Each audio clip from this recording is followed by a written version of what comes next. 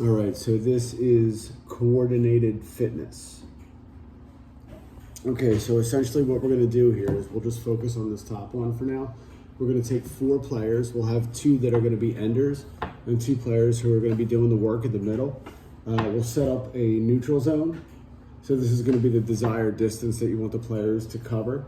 So they'll start out in the middle and we'll go, so this player here would come out just outside of the neutral zone so they can play a wall pass right here with this ender.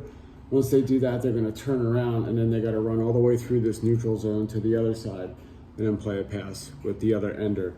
So they're going back and forth with this other player, so they're going boom at the same time. Now what we can do here is we can kind of mess around with the patterns in the middle if we want to make them, run here, make a circle, come out on this side, and they could do the same thing going to the back and forth.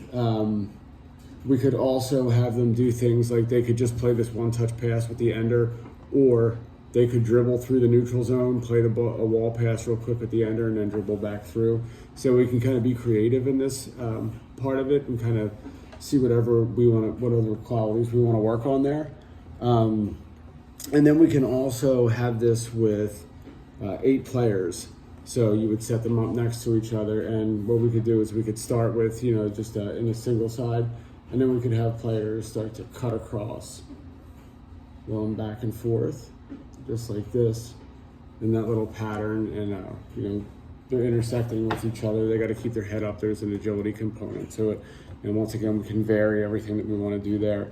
The pattern should vary. We should make sure that we're changing these up every once in a while, work on different qualities, and it's good when they're intersecting with one another. And like we said, be creative with it. You can use whatever it is that you want to accomplish with them.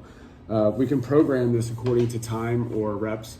So what we could do to start is we'll just give them 30 seconds and we'll see how many passes they complete in that 30-second time frame. And then maybe that's the rep range that we might want to mess with.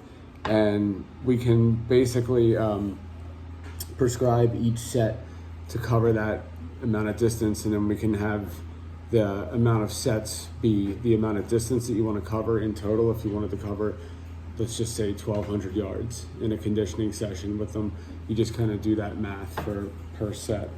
And to have them compete, we can just give them a time frame and just see what's the most passes that you can complete in that time frame. So that's always fun. So yeah, remember, be creative with this and make sure that it's set up for what it is that you want to accomplish with your players.